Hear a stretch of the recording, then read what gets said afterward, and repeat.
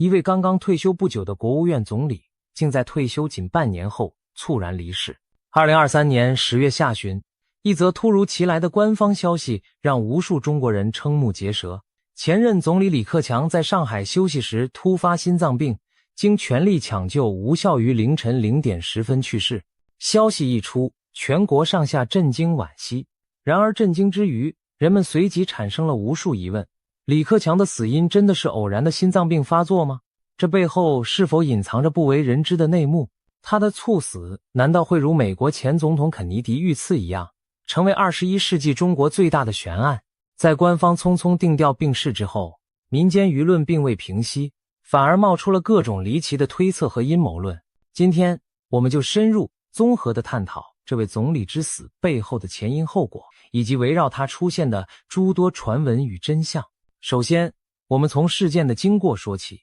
梳理已知的官方资讯和时间线。根据新华社的简短报道，2023年10月27日凌晨，李克强在上海休养期间突发心脏病，经全力抢救无效离世，享年68岁。公告言辞克制，只强调了死亡时间和抢救不治，对于他发病的细节只字未提，没有说明他此前的身体状况如何，抢救过程持续了多久，有哪些医生在哪家医院抢救，都没有交代。如此简略的说明，非但没有消除外界疑问，反而引来了更多猜测。一时间，网络上流传着多种版本的真相。有人说，李克强是在上海的东郊宾馆游泳时突然心脏病发。一些港台媒体披露的细节称，10月26日上午11点左右，李克强正在东郊宾馆的游泳池内锻炼，不料在水中突感不适，现场人员迅速将他救起，紧急联络救护，将其送往附近的上海中医药大学附属曙光医院进行抢救。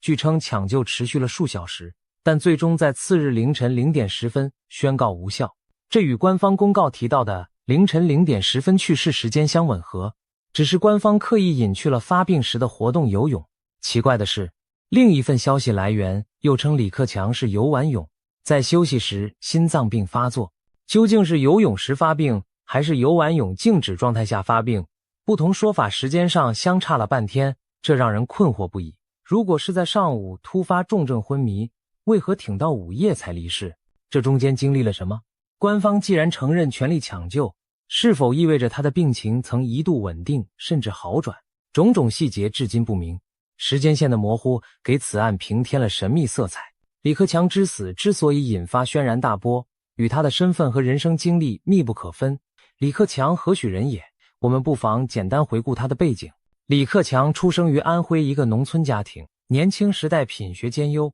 是典型通过高考改变命运的知识精英。70年代末，他以优异成绩考入北京大学法律系，后来取得经济学博士学位，是中国少见的高学历领导人。80年代，他进入共青团系统，被时任团中央书记胡锦涛赏识提拔。由于出身共青团派系，李克强被视作团派代表人物，仕途青云直上，历任河南省长、辽宁省委书记等要职。2007年，他晋升中共中央政治局常委，一度被外界看好为中国最高领导人的接班热门人选之一。然而天不遂人愿，2012年中共最高权力交接时，最终是太子党出身的习近平接任最高领导，而李克强退居次位，出任国务院总理。习李搭档履新之初，舆论对这一对搭档曾有所期待，称之为习李体制，幻想两人能像一枚硬币的两面，一个抓党务权力，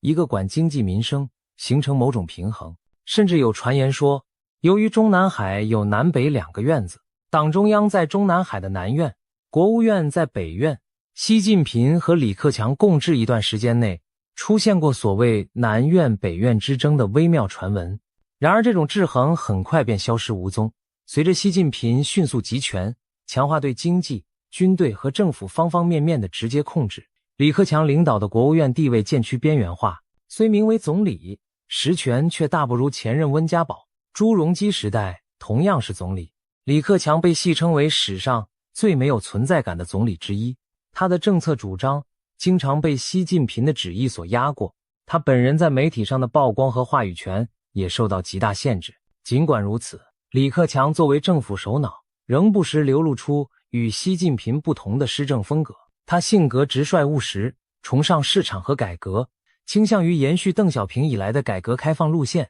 被视为政府系统中相对温和开明的技术官僚。相较之下，习近平更强调党的全面领导和意识形态挂帅。在两人共同执政的10年间，有几次李克强的讲话引起舆论热议，因为内容与习近平官方论调有所冲突。例如2020年疫情初期的全国两会上，李克强在记者会上直言，中国有6亿人月收入在1000元以下，揭示出中国贫富差距和民生困难。这番话令公众震惊，也被视为戳破了官方宣称全面小康的漂亮数字。据传，习近平对此极为不满，认为李克强拆台，因为这等于公开承认大部分国民仍很穷，与歌功颂德的宣传调子不符。同年，李克强在考察地方时力倡地摊经济，称赞马路市场、小摊贩是就业和人间烟火的重要来源。然而，官媒随后冷处理这一话题，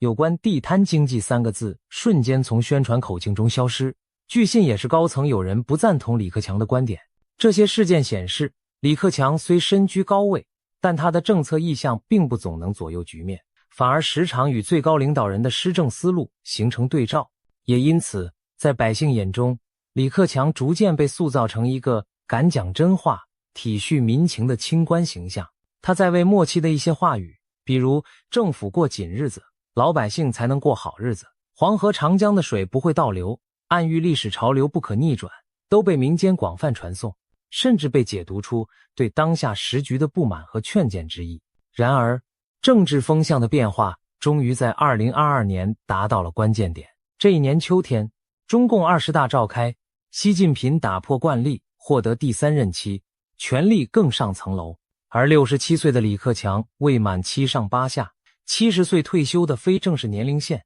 却出人意料地在20大上卸下中央政治局常委职务，退出最高权力核心。与他一同退出的还有另一名团派代表汪洋，取而代之进入常委班子的是清一色习近平的亲信。李克强在党内的影响力被清零，只保留了总理一职，留任至1年全国两会。2023年3月，他在全国人大会议闭幕时正式卸任总理，由习派的新秀李强接任。至此，李克强完成了从仕途高峰到彻底退场的人生转折。接班仪式上，他留给公众最后的身影是在人大闭幕记者会后，他与老搭档汪洋一同走下主席台，向台下官员们深深鞠躬致意，神情黯然而落寞。会场响起掌声，有人眼含热泪，仿佛预感到这是李克强最后一次以政治明星的身份出现在公众眼前。卸任后的李克强选择了异常低调的生活，他拒绝了任何具体闲职，没有像有些卸任高层那样出任咨询性质的闲职。民间将这种卸任后不担任任何职务称为裸退。他回到普通公民身份，在公开场合几乎销声匿迹，只有零星的消息透露出他在享受退休生活。例如有人在云南丽江旅游景点偶遇李克强和夫人程红，一身便装微笑留影，还有传闻说他回到母校北京大学与旧时叙旧，谈笑风生，似乎精神状态良好。总体而言，直到2023年10月之前，大众对李克强的印象是一位健康乐观的退休高龄干部，丝毫没有预兆他会突然离开人世。因此，当他骤然死亡的噩耗传来，人们的第一反应除了震惊，还有难以置信。这怎么可能？我们不妨想象一下当时的舆论场景。清晨醒来，人们打开手机，就看到铺天盖地都是李克强逝世的消息。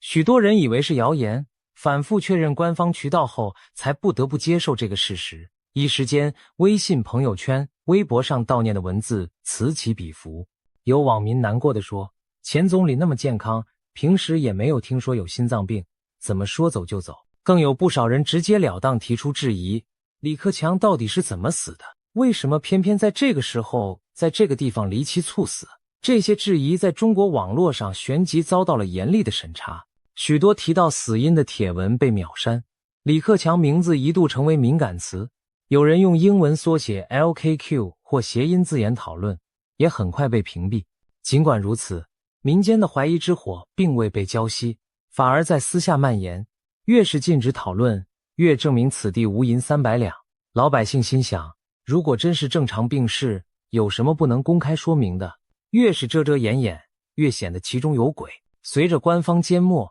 民间开始自主破案，各种传闻细节漫天飞舞。有一种说法传得特别广，李克强发病的地点在上海浦东的东郊宾馆。这家宾馆可不一般，它是中共高层下榻上海时常用的国宾级别招待所，安保严密，设施齐全，连游泳池都有，所以李克强去那里休养可以理解。但疑点在于，为何选在上海？一位已经退休的前总理不在首都北京安享退休生活，却跑到千里之外的上海休息，这本身就有些耐人寻味。有人猜测，或许李克强是受邀参加上海某个经济论坛或活动，顺便在宾馆借住。也有人怀疑，是有人刻意将他安排到上海，远离北京，那里不是他的根据地，出了事更便于控制消息。这些纯属臆测，但地点的确切选择让阴谋论者有了发挥空间。紧接着，传言的细节更加离奇，李克强并非单纯病发，而是遭到了谋害。一篇在海外华人圈广泛流传的爆料文章，绘声绘色描述了一个惊心动魄的暗杀剧本。据称，有内部知情人士透露，李克强早在2020年就被某最高层视为心腹大患，酝酿除掉他的计划。到了2023年10月底，时机成熟，行动代号就取他去世日期231027，行动执行地点正是在东郊宾馆的游泳池。杀手们利用高压电流装置在泳池中制造了一场意外心脏病，只要李克强一下水，就会触电诱发心脏骤停，看似是剧烈运动引发的猝死。更骇人的是，这则爆料直指幕后主使是习近平的亲信，中共中央警卫局前局长蔡奇。据说蔡奇手下特工精心布局此计，在场掌控了闭路电视等证据。蔡奇曾放出过一句狠话：刺刀见红，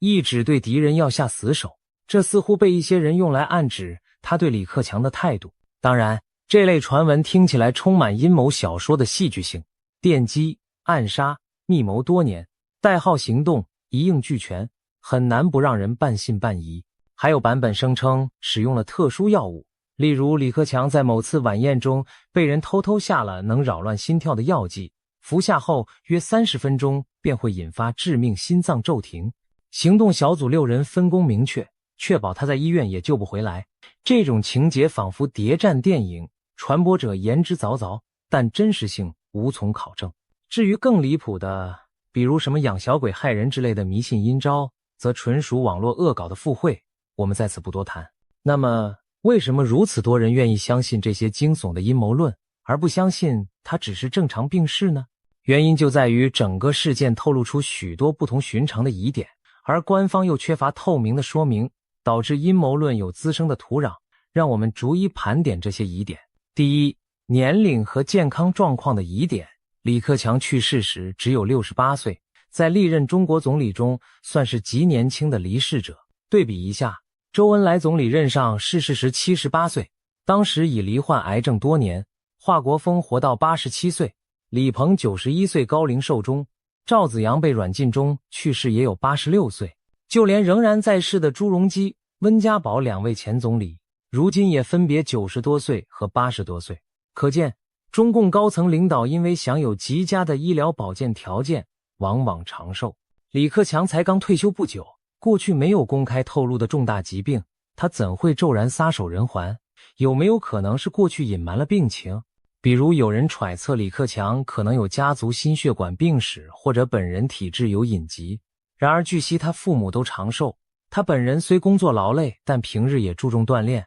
不能说是病恹恹的那种人。官方如果想平息质疑，本可以适当公开他过去的体检信息或既往病史，但这方面完全没有消息。健康一向不错的人突然暴毙，确实容易引人联想不测。第二，发病与抢救的细节疑点。官方公布的死亡时间是凌晨0点10分，可是并未说明发病的确切时刻。有消息说是头一天中午发病，那意味着他在医院抢救了将近半天才去世。如果真是这样，这中间难道没有挽救的可能？为什么没有立刻用专机送回北京抢救，或者动用最高级别医疗团队会诊？另外一种说法称他是在深夜发病，那么那个时间游泳似乎不合常理，难道他半夜也要锻炼？或者休息时发病及在睡梦中心脏骤停？哪一种情况都很蹊跷。如果是睡梦中发病，半夜谁发现的？随行医护还是保镖？从发现到送医有无耽搁？这些通通没有答案。还有一个细节引发医学界讨论，李克强被送往的曙光医院虽是3级甲等医院，但以中医和中西医结合见长，在心脏急救方面未必是上海技术最顶尖的。浦东区内设备最好、急救能力最强的如瑞金医院分院、仁济医院分院，其实距离东郊宾馆也不算远，一家距离 4.5 公里，一家9公里左右，为何没去那些医院？一种解释是事发突然，就近原则送到了最近的曙光医院东院。然而有心人注意到新华社的通告中只字未提他是在哪家医院去世的，仿佛不愿让公众关注医院信息。倘若真要杜撰阴谋，完全可以解读说凶手故意不让他去最好的医院，或者赶在去更远的好医院路上就让他撑不住等等。这就是为何信息不透明本身容易诱发阴谋论，你不说，民间就自行脑补，往最坏最黑暗处想。第三，官方舆论控制的反常举措。按理说，一位前总理逝世，官方会有正常的悼念安排，比如发布详尽讣告，安排遗体告别仪式，媒体展开生平回顾报道等等。李克强去世后，官方确实发布了长篇讣告，称他是杰出的党和国家领导人，高度评价了他的一生成就。但奇怪的是，这篇讣告发布的时机比人们预期的慢，从他死亡10月27日凌晨到详尽讣告见报，隔了将近2天时间，期间只有简短新闻通稿先行发布，吊足了公众胃口。有人猜测中南海内部花了时间来拟定措辞，甚至讨价还价该给李克强多高评价，葬礼规格如何，这在以往并不多见。此外，最令民众不解的是当局对民间自发悼念活动的高压态度。在李克强离世消息确认后，中国各地不少民众怀着哀思，自发前往一些象征地点献花悼念。例如，北京有人在清华大学东门附近，传言李克强卸任后曾居住的院落附近献上菊花。安徽合肥李克强的家乡，有乡亲点亮蜡烛哀悼。他的母校北京大学，有学生偷偷在校内贴出挽联或者折纸鹤寄托哀思。然而，几乎所有这类行动都遭到警方或校方的迅速制止，线上的鲜花被公安人员扫荡清空，聚集的人群被劝离，甚至传唤谈话。在网络上，悼念李克强的帖子也受到严密审查，哪怕只是引用他生前的名言，都可能被删除。一时之间，悼念前总理竟成了某种政治禁忌。政府如此紧张地禁止哀悼，更加重了公众心中的疑团。如果李克强真是自然死亡，为什么不允许人们大大方方悼念？难道一个人民爱戴的前总理的去世，不值得公开举行追悼活动吗？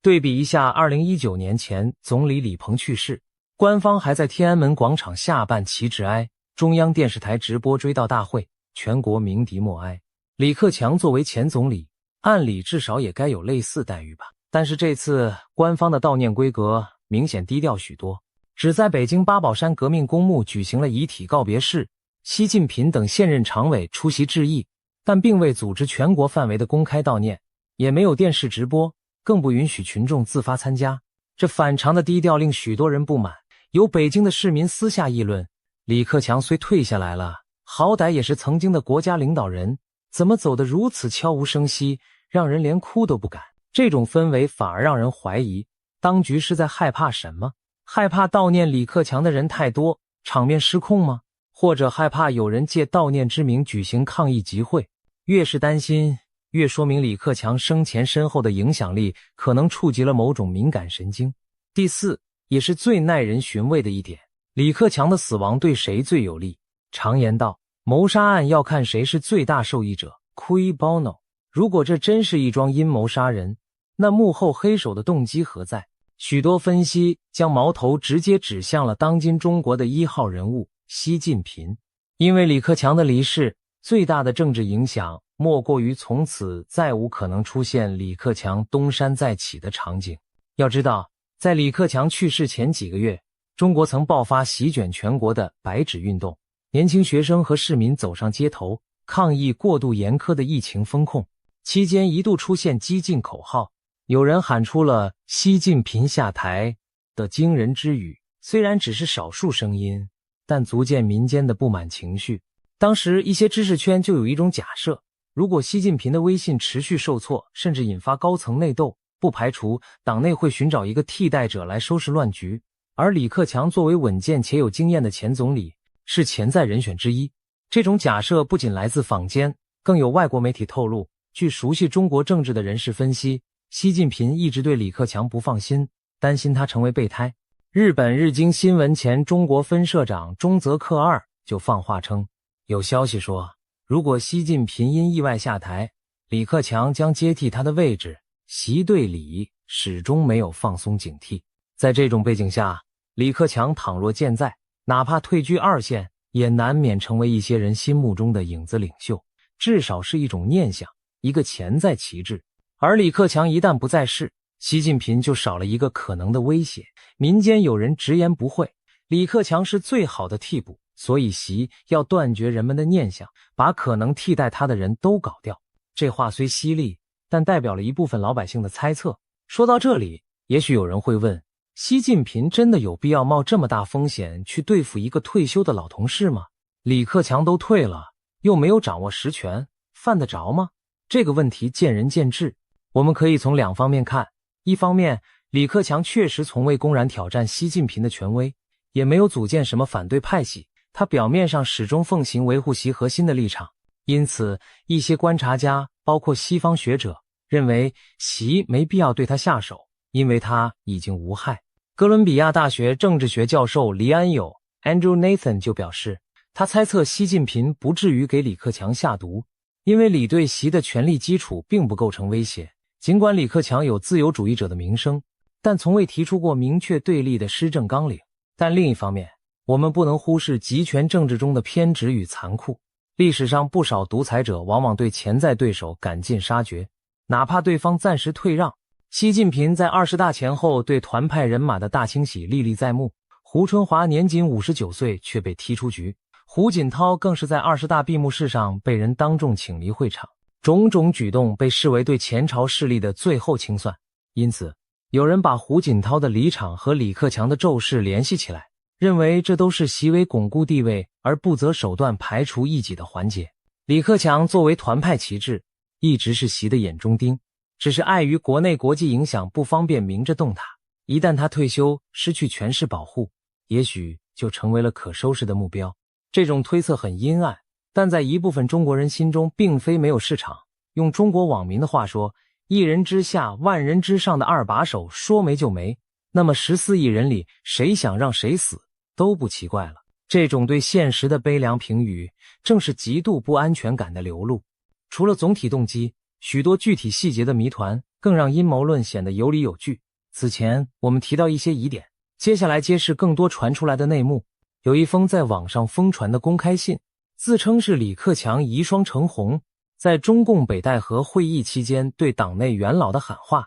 虽然无法证实真伪，但内容非常劲爆，值得我们摘录关注。信中程红列举了一连串可疑之处。他说李克强平日贴身的保健医生居然在事发前1周被临时调离身边，这是否意味着有人提前支开了可能救他一命的人？其次，事发当夜东郊宾馆的监控录像部分缺失，凑巧就在关键时间段没有画面留下，难道是技术故障，还是被人为删减？还有，最先赶到现场施救的不是当地急救中心医护人员，而是不明身份的另一批人。他们用了将近40分钟才把李克强送到医院，比官方通报的时间晚了大半个钟头。这些零碎线索拼凑起来，实在不符合一个自然猝死应有的逻辑。如果真如信中所言，那整个事件从发生到送医，都处处透露出精心安排、刻意拖延的痕迹。程红在信中控诉道，她本是个信奉证据和逻辑的学者，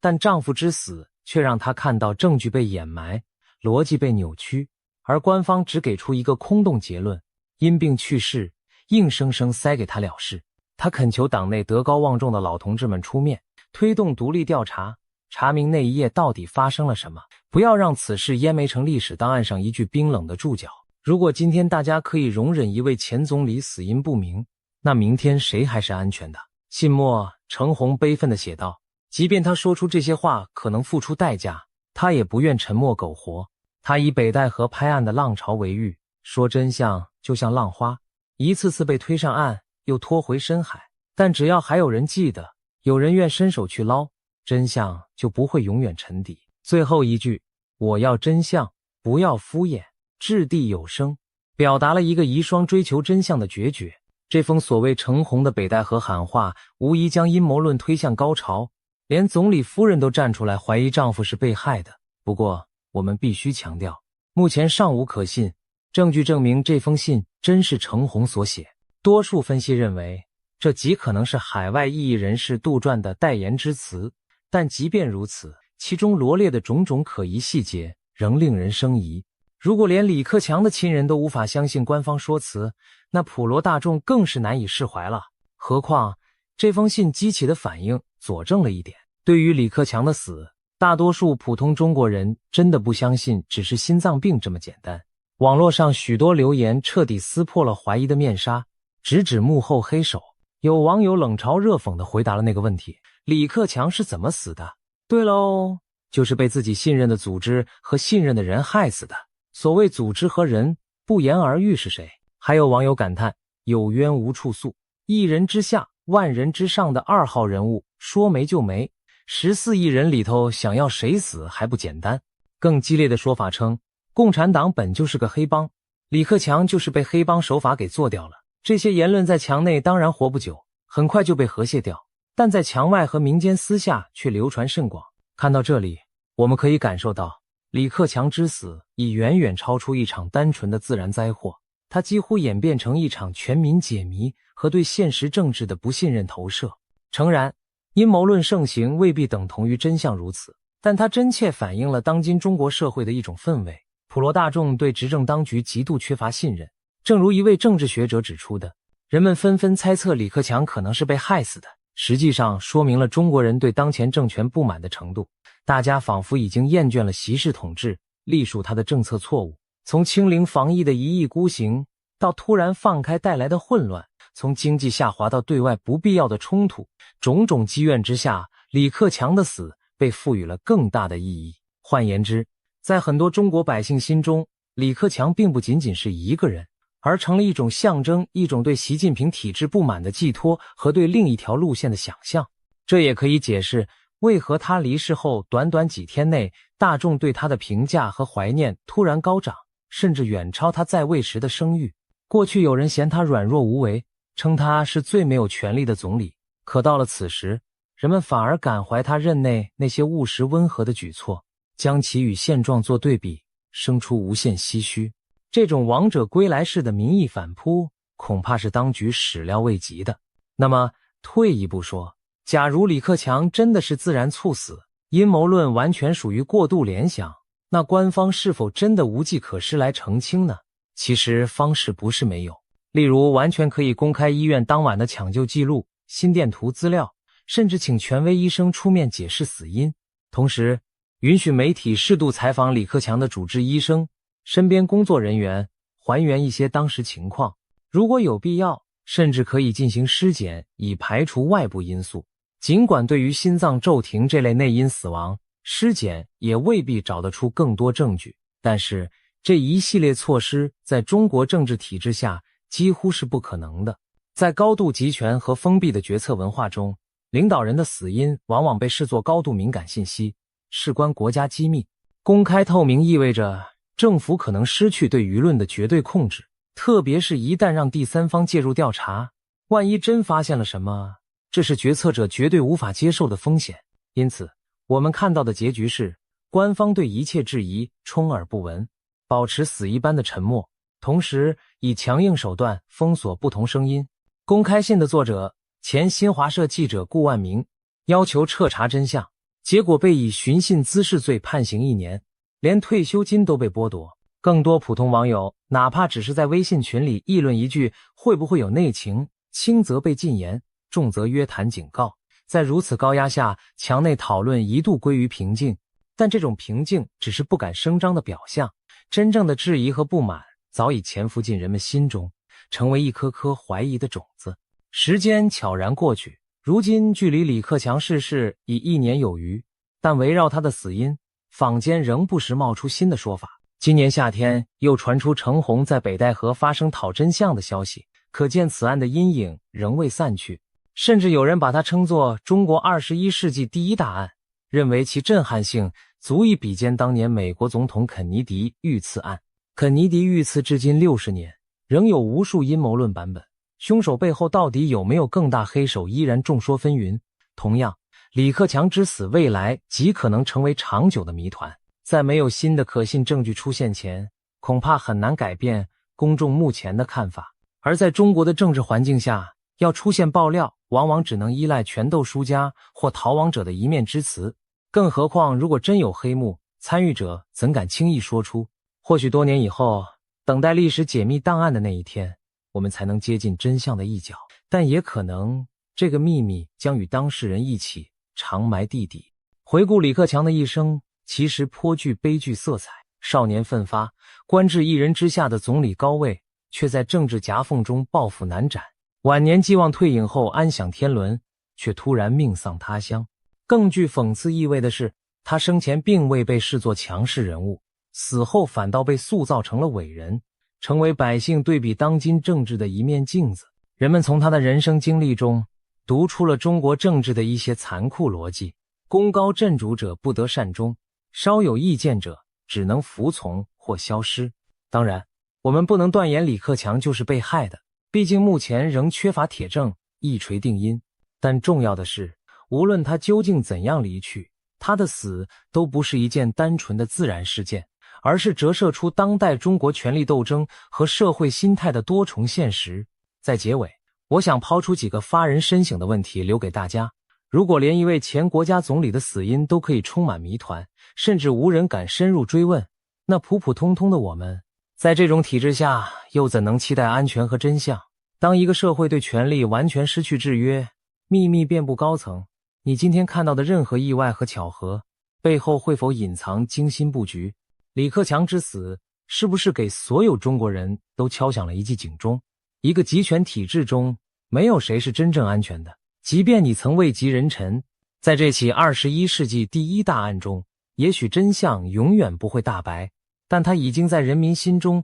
种下了难以磨灭的疑问：我们的领袖到底是怎么样的人？他们会对自己的同僚做出什么？我们未来的命运又将被如何左右？这些问题可能才是李克强之死给整个中国带来的最大震撼与意义。事情发展至今，我们只能带着这些疑问继续走向未来。李克强的故事告一段落，可围绕他的传说与真相角力还远未结束。在官方史书里，他的结局或许只会写着冷冰冰的因病逝世4个字，然而在民间记忆里，他的名字将长期伴随着一个问号。这个问号所代表的不仅是对一桩离奇死亡的好奇，更是对整个体制和时代的追问。正如那封信中所说，真相就像浪花，只要还有人记得，只要还有人愿意去寻找，就不会永远沉底。也许多年以后，我们回首今天，会发现李克强之死的真正答案终于浮现，